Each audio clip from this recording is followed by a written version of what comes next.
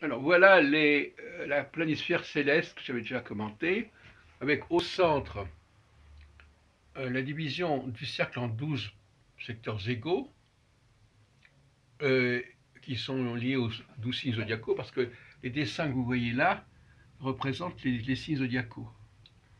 Et au milieu de tout cela, des cercles qui correspondent aux planètes. Vous avez Jupiter, vous avez Mars, vous avez Saturne, etc. Et ça fait partie du métalangage des astronomes. Alors nous allons réfléchir là-dessus pour la deuxième fois.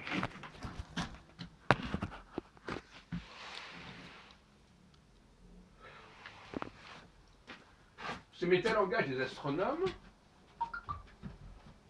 on le retrouve en astrologie. Vous avez des astrologues qui s'intéressent à une division en 12 de l'écliptique, 12 secteurs parfaitement égaux. Ils calculent ça d'après les axes équinoxiaux et solsticiaux. 0 degré bélier, 0 degré cancer, 0 degré balance, 0 degré capricorne, tout ça. Et puis, il y a d'autres astrologues qui, eux, veulent se référer aux constellations, à la réalité stellaire. Et alors, eux, ils se réfèrent à ces dessins comme ça, pittoresques, des constellations. Et dans les deux cas, ça correspond au métalangage des astronomes. Parce que je répète, pour moi, l'astrologie, le grand problème de l'astrologie, c'est qu'elle se sert beaucoup d'éléments astronomiques, et beaucoup trop, de certaine manière. Elle est submergée à tous les niveaux. Et donc finalement, vous avez des astrologues qui décalent de 24-25 degrés le début du zodiaque au nom de la précision des équinoxes.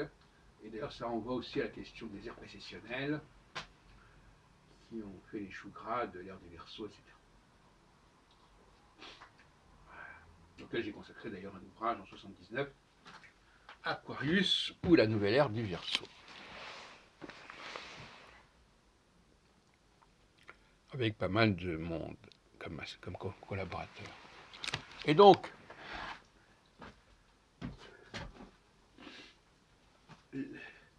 les astronomes ont donc deux positions.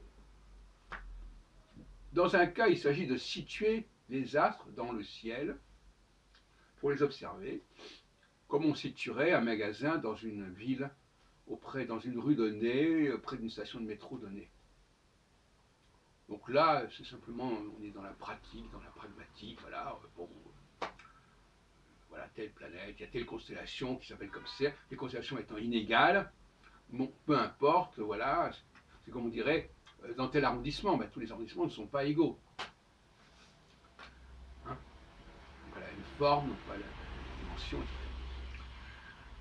Et puis, il y a notre astronomie qui, elle, a besoin d'un discours plus scientifique, moins empirique, si on peut dire. Et là, elle va diviser en 12 les secteurs en question, comme je viens de le montrer tout à l'heure dans la planisphère céleste. Et j'avais déjà fait une émission tout à l'heure, enfin l'autre jour là-dessus, donc c'est complémentaire. Euh, donc, contrairement à ce qu'on pourrait croire, les astronomes ne sont pas plutôt pour les constellations et les astronomes pour les signes zodiacaux. Les astronomes eux-mêmes utilisent les signes zodiacaux, les dessins des signes zodiacaux qu'ils ont en commun avec les astronomes, les astrologues.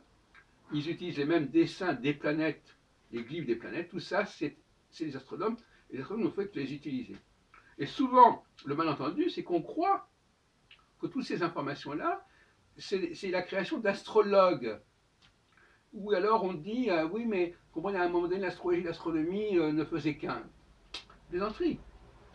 Les astronomes ont plaqué sur l'écliptique pour des raisons qui leur convenaient euh, les 12 mois de l'année, le calendrier en 12 mois, avec une symbolique qui existait dans les livres d'heures.